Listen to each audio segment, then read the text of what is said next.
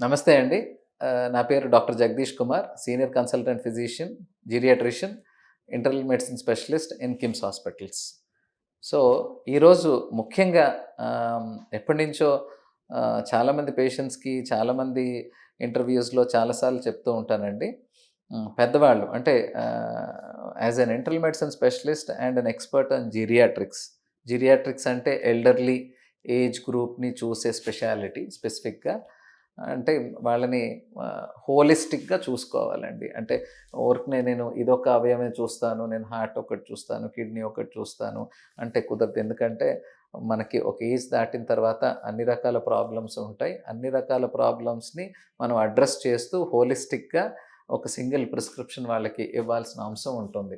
So, ఇదెందుకు చెప్తున్నాను అంటే ఈరోజు మనకి హాస్పిటల్‌లో ఎమర్జెన్సీలో అడ్మిషన్స్ అయ్యే దగ్గర హాస్పిటల్‌లో ఇబ్బంది పడుతూ సీరియస్‌గా వచ్చే పేషెంట్స్‌లో 70% only elderly people geriatric age గ్రూప్‌లో ఉన్నారండి.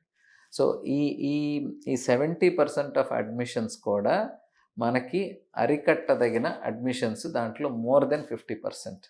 సో, అందుకనే జీరియాట్రిక్స్ థరోగా మనం రెగ్యులర్‌గా ఒక మంచి జీరియాట్రిషియన్ దగ్గర, ఒక మంచి ఇంటర్నల్ మెడిసిన్ స్పెషలిస్ట్ దగ్గర అంటే కేవలం ఎవరైతే పెద్దవాళ్ళ మీద హోలిస్టిక్ అప్రోచ్‌తో చూస్తారో వాళ్ళ దగ్గర మనం రెగ్యులర్‌గా చూపించుకున్నట్లయితే ah, a regular thorough checkup by a doctor will actually avoid an emergency admission.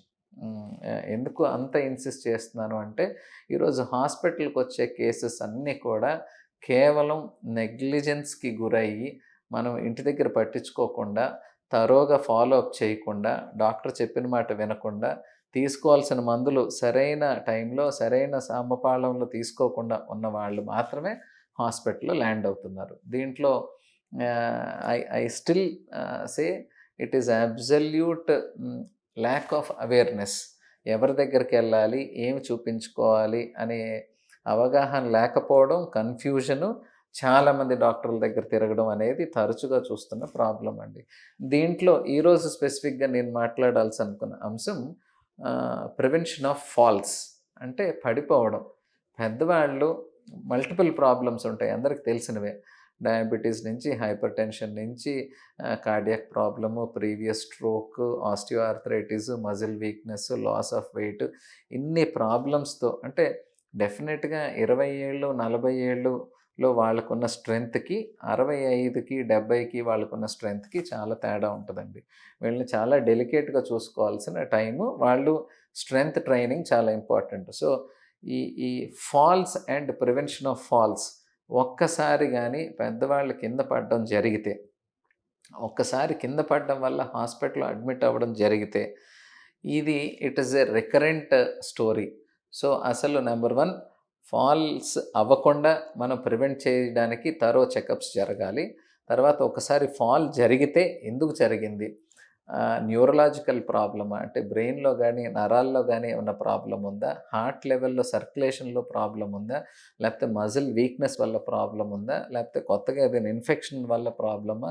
Sugars control లేకపోవడం వల్ల ప్రాబ్లమా? అనేది కేటగరికల్లీ పద్ధతిగా ఎవాల్యుయేట్ చేయడం చాలా ఇంపార్టెంట్ అండి. అందుకనే సీనియర్ సిటిజన్స్, ఎల్డర్లీ పీపుల్‌లో మీరు కంపల్సరీ ఒక జీరియాట్రిషియన్, ఇంటర్నల్ మెడిసిన్ స్పెషలిస్ట్ అంటే హోలిస్టిక్‌గా అన్నిటి మీద అవగాహన ఉన్న డాక్టర్ల దగ్గరికి వెళ్ళి కంపల్సరీ ఈ కాంప్రిహెన్సివ్ జీరియాట్రిక్ అసెస్మెంట్ చేసుకోవాల్సిన బాధ్యత మీలో ఎంత అన్న కంపల్సరీ ఉంటుంది.